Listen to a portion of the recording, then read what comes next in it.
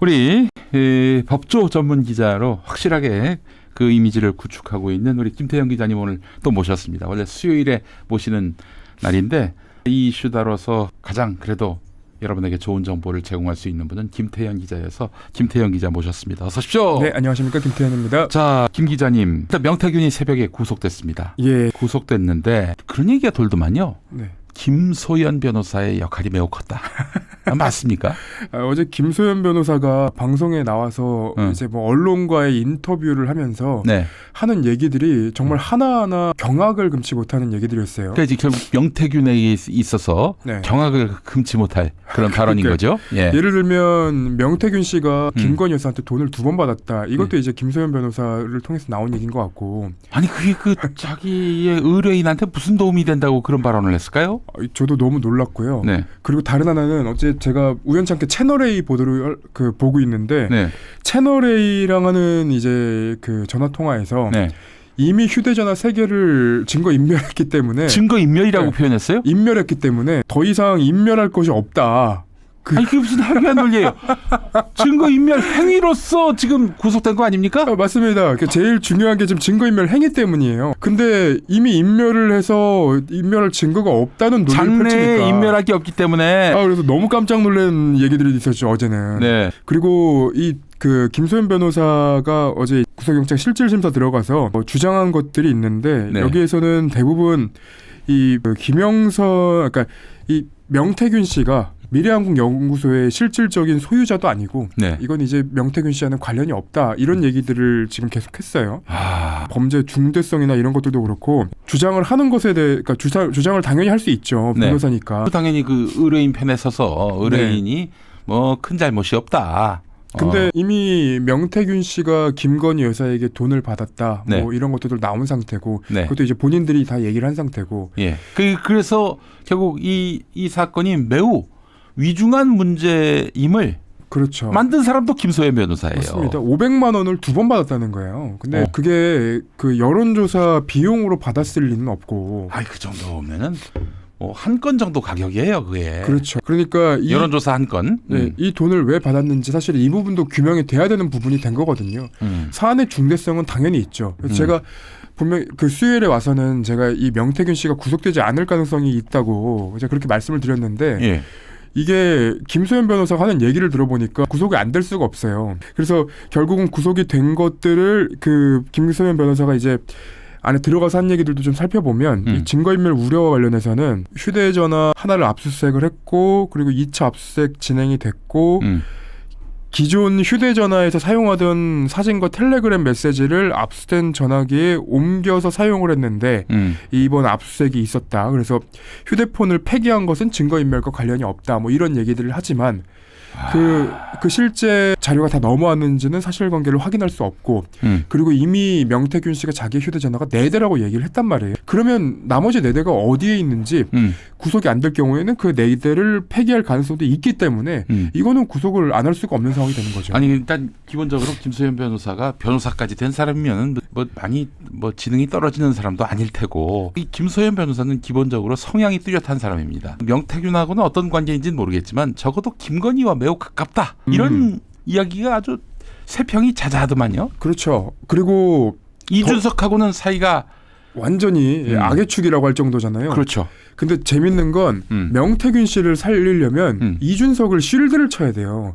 왜냐하면 명태균과 이준석은 같은 방향으로 가고 있는 사람이거든요. 네. 그러니까 명태균이 그 이준석과 둘이서 전화를 해가지고 공천 관련한 대화를 하고 그리고 그런 공천 관련한 대화가 결국은 윤석열 대통령과 김건희 여사까지도 연결이 되는 부분이라면 네. 제가 만약에 변호사라면 아무리 이준석이 싫어도 우리 이준석 의원과는 이준석 의원이 뭐 공천과 관련한 주요 직책이 있었기 때문에 명태균 씨의 의사나 아니면 의견을 물었을 뿐 뭐 이게 실제로 공천 개입에 그 김건희 여사나 윤석열 대통령까지 연결되는 건 아니다 이런 식으로 갔을 텐데 아니 이준석 대표가 그러니까 이준석 의원이 당대표 시절에 그 공천과 관련한 김영선 전략공천 경선을 전략공천이 아니라 경선을 하라던데 이렇게 얘기를 해서 명태균 씨가 윤석열 대통령과 통화를 하게 됐다 이렇게 얘기하는 순간 다 걸려드는 거예요. 그렇지. 그렇게 되니까 이준석 의원도 사실은 이제는 빠져나가기 위해서 다 팔아먹어야 되는 상황이 된 거죠. 그래서 어제 공항에 도착하자마자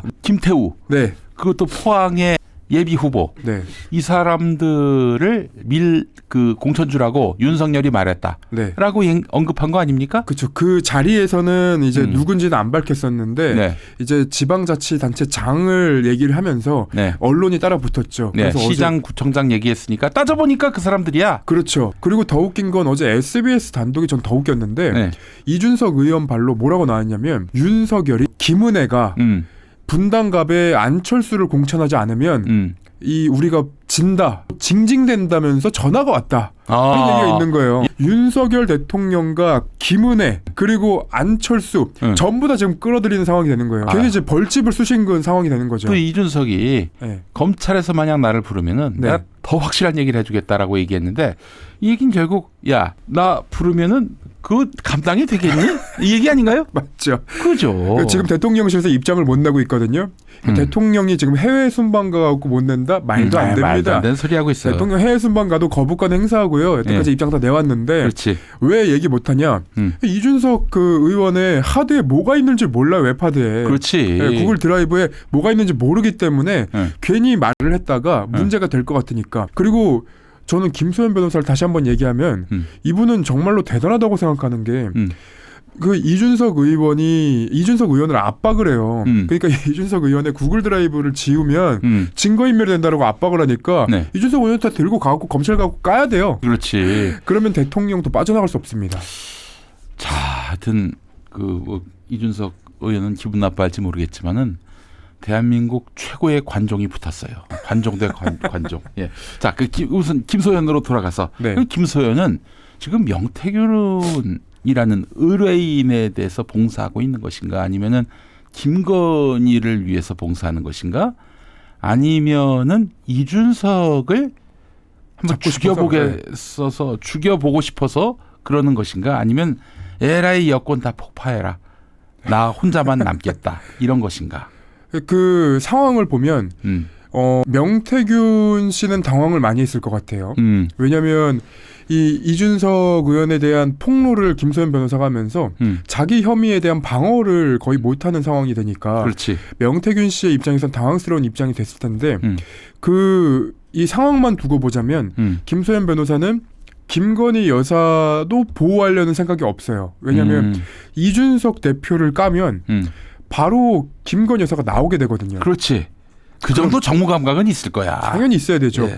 그래서 오늘 바로 뉴스토마토에서 보도가 나왔더라고요. 이준석 그 당시 당대표가 김건희 여사를 만나서 그 공천 관련한 내용들을 대화를 했다면서 네. 이 박형관 기자한테 그 얘기를 해준 게 또 오늘 공개가 됐어요. 그러니까 이준석 대표는 그 당시에 이준석 대표는 김건희 여사와 통화를 하면서 그때 이 공천과 관련한 내용들을 녹음을 했고 그 녹음을 갖고 있다, 이렇게 봐야 되는 겁니다 지금.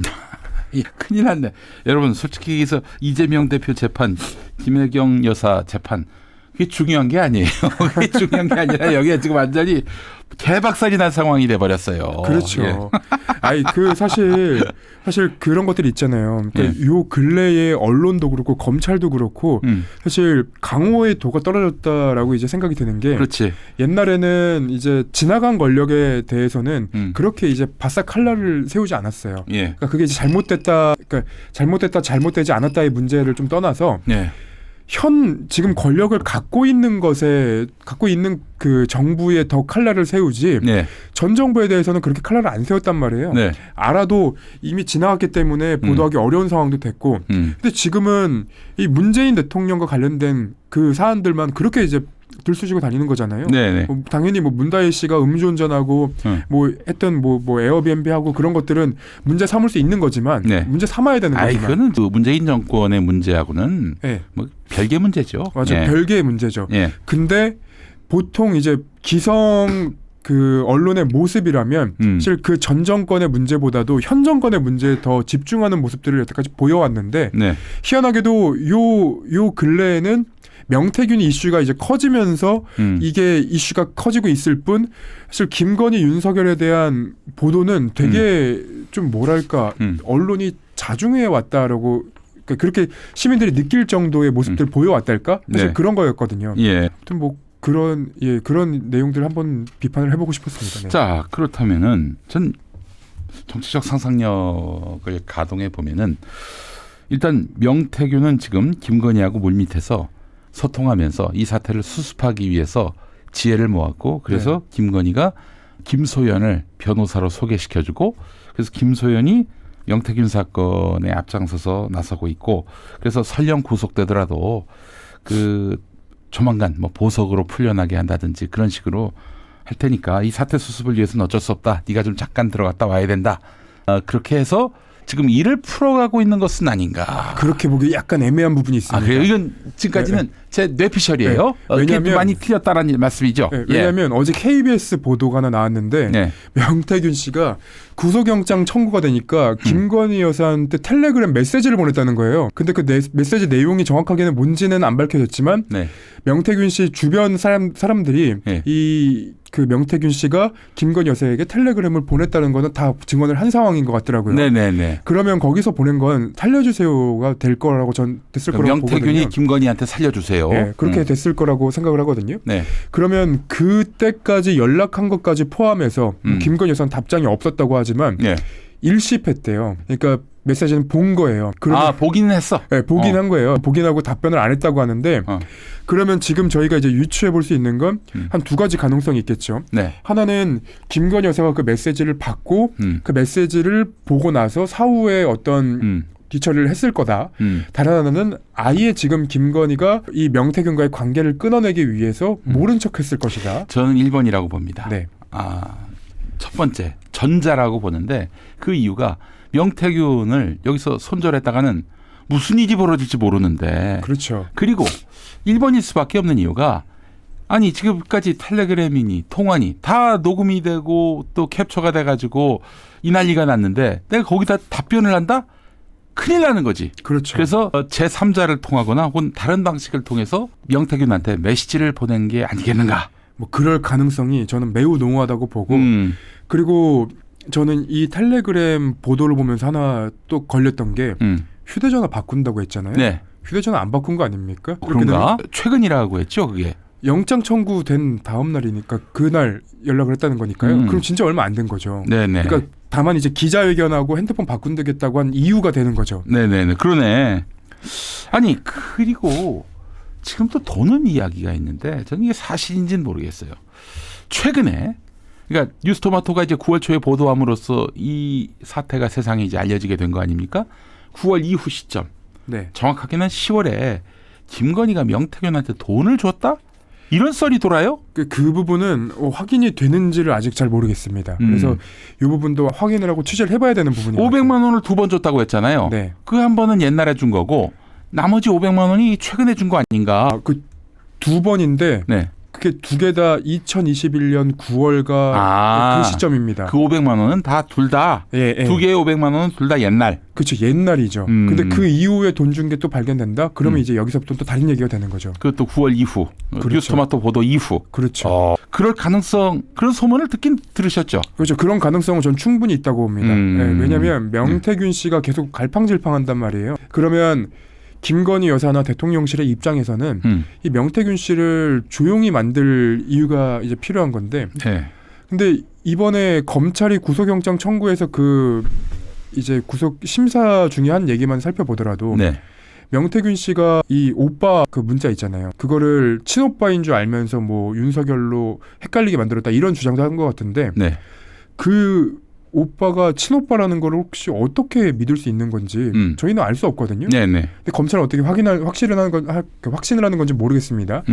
다만 이것까지도 뭐 설계가 됐다거나 아니면 이제 그 뒤에 이 명태균 씨의 발언을 오빠로 만들기 위한 여러 작업이 있었다고 한다면 이게 나중에 혹시라도 드러난다면 검찰 수사부터 해서 김건희 여사 대통령실 다 문제가 되는 겁니다. 네. 그래요. 그러면은 지금 이 사태는 어떻게 걷잡을 수 없는 상황으로 흘러가는 건지. 아니 명태균이 나를 구속시키면 한 달 안에 정권은 무너진다. 이렇게 얘기한 바 있지 않습니까? 거기다가 MBC가 단독 보도한 내용에 보면 명태균 씨가 이제 변호사랑 같이 조사를 받고 와선가 변호사 사무실에서 나왔을 땐가 MBC 기자가 따라 붙어가지고 질문을 하니까 한참 뭐 강혜경 뭐 이렇게 얘기하다가 다 그냥 불어버릴까 이런 얘기한단 말이에요. 근데 이제 나중에 영장심사 들어갈 때 다시 물어보니까 예. 불어버린다는 게 뭐 장인어른이 뭐 그 사실대로 얘기하라고 그러니까 그걸 불어버린다는 거죠. 말을 바꿔요. 불어를 배워서 네. 불어 배운 거를 다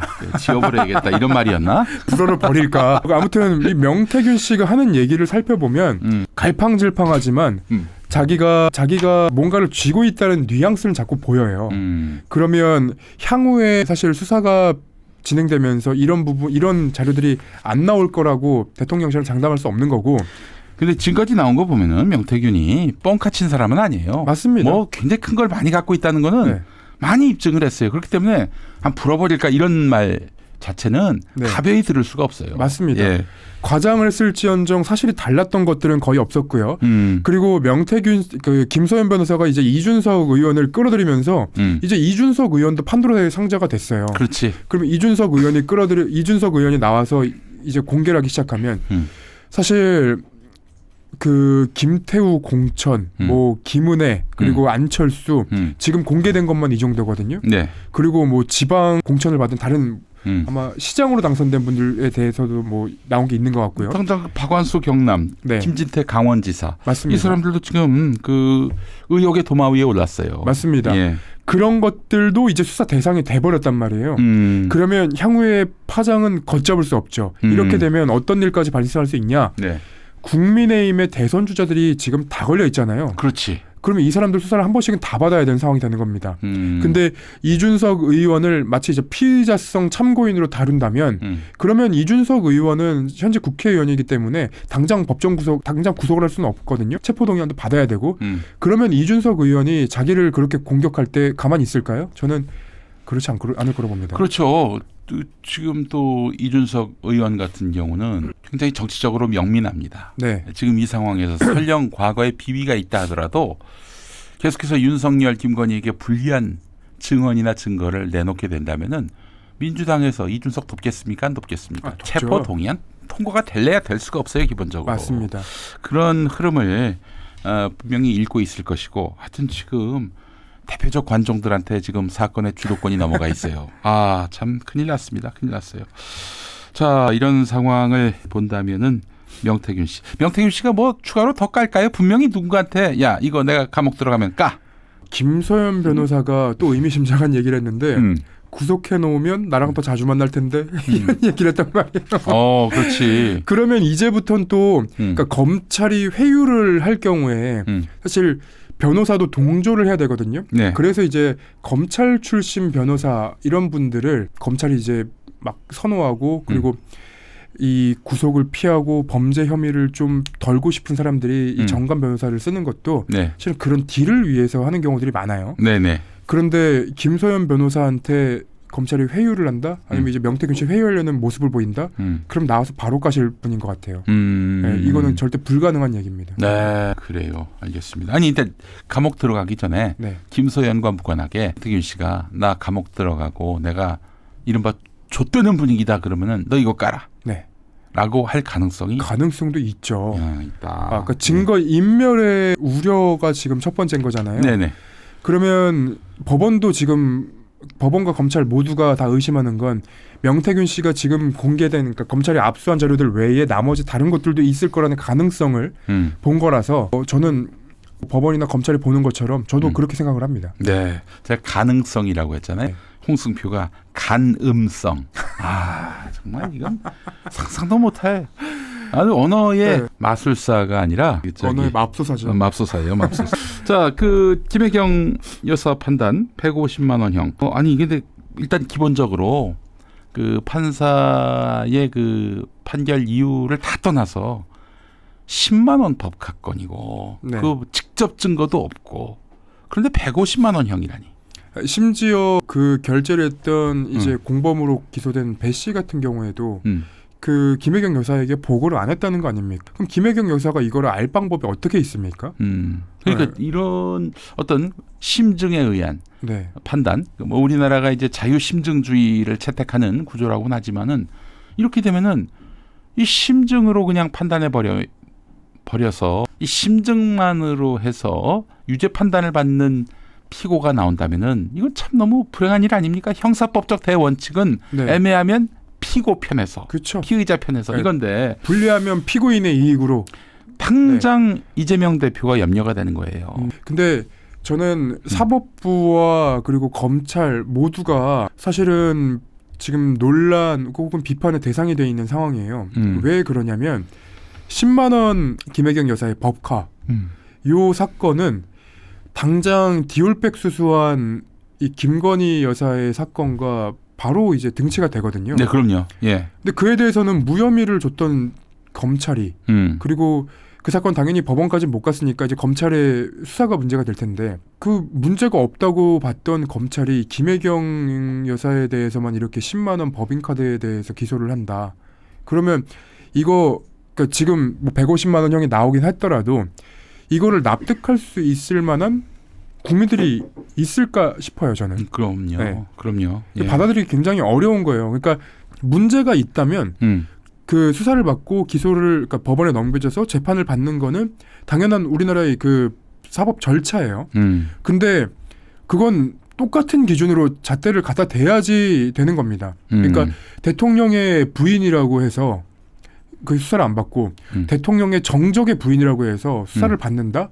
그리고 재판을 받고 그 벌금형까지 맞는다. 사실 이거는 납득하기 굉장히 어려운 부분이고 그리고 재판에서 드러난 부분만 살펴보더라도 김혜경 여사가 알 수 있었던 방법은 없어요. 근데 재판부가 왜 이런 판단을 했을까라고 이제 그 법조인들 얘기하는 걸 들어보면 김혜경 여사가 이제 이 배 씨랑 거의 10년 가까이 일을 했으니까 네. 김혜경 여사가 보고를 받지 않았더라도 아마 알았을 것이다. 뭐 이런 이제 자유심증주의 그러니까 심증을 갖고 얘기를 하는 건데 네.